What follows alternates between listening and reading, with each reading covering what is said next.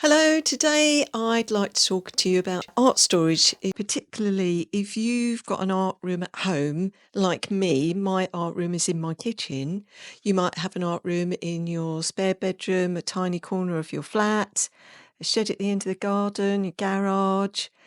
And have you accumulated a lot of art supplies like I have? Is it beginning to become a bit of a problem? You're not sure what to do with it. You've tried sorting things out, but it hasn't worked, or you're procrastinating. You're not sure where to start, or you just can't be asked. Either way, this video is for you. I've transformed my slightly chaotic kitchen studio from this to this. And this is the story of how I did it. My name is Wendy Dashwood and I'm a self-taught artist, and my YouTube channel helps other self-taught artists and beginner artists improve on their skills and avoid all the mistakes that I made. Now, my story begins at the beginning of 2020.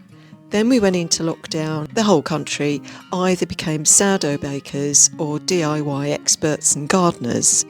I was sitting in my art space one Saturday afternoon and thought, this just isn't, it's not working anymore. It's just not working. I'm not enjoying my art. It's frustrating. It's disorganised. I can't focus. So I went on a search. I went onto YouTube, Pinterest, looking for answers. And I stumbled across IKEA pegboards, and that was the start of my journey. I put up the pegboards with the help from a neighbour, and it did help up to a point. Fast forward 2024, I still wasn't happy, it still wasn't working out for me. Phase 2 was I'd had my eye on an Alex drawer from IKEA.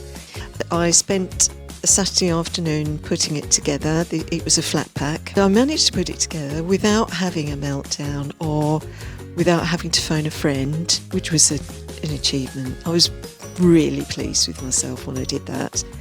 That enabled me to take all of the paper and all of my watercolour palettes off of my bookcase. Now, my bookcase was beginning to groan under the weight of all of my art supplies, and I was a bit worried that it was just going to collapse. Phase 3, I set aside another weekend to have a big sorter, and then phase 4 was I put it all back. But this time the big difference was everything now has a home. Whatever I'm looking for, I know where it lives. I know where to find it. I've got a little laundry list of the storage hacks that I've picked up along the way. Some companies like Body Shop, some of their like cleansers, soaps and shampoos in tins. These are wonderful for storage.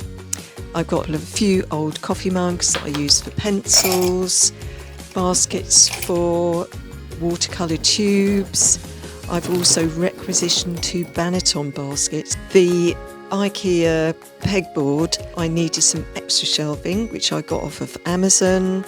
I've also bought 2 art carts. I bought one from IKEA and one from Hobbycraft, where I keep all sorts of supplies. I've got a Kilner jar for pencils. I've also upgraded my lighting. I've got 2 new water containers which sit on plastic trays so that they don't spill water all over the table. And a word about water. One of the rules that I have in my art room now is I never ever have a glass of water or a cup of coffee on the table, because I think it was about 18 months ago, whilst I was painting in this chaotic mess, I had a glass of water. I just finished an artwork and I spilled a whole glass of water all over it, and that was kind of the straw that broke the camel's back, really. And I thought I need to just get a grip. Right, what else have I got? Old tea towels and flannels. They're more environmentally friendly than kitchen roll. They can be bunged into the wash. And all my failed artworks of which there are many. I cut them up and then I use those as scrap for colour swatching. The next thing, I got some nice Christmas lights and I've put some of my own artworks up and a few little finishing touches.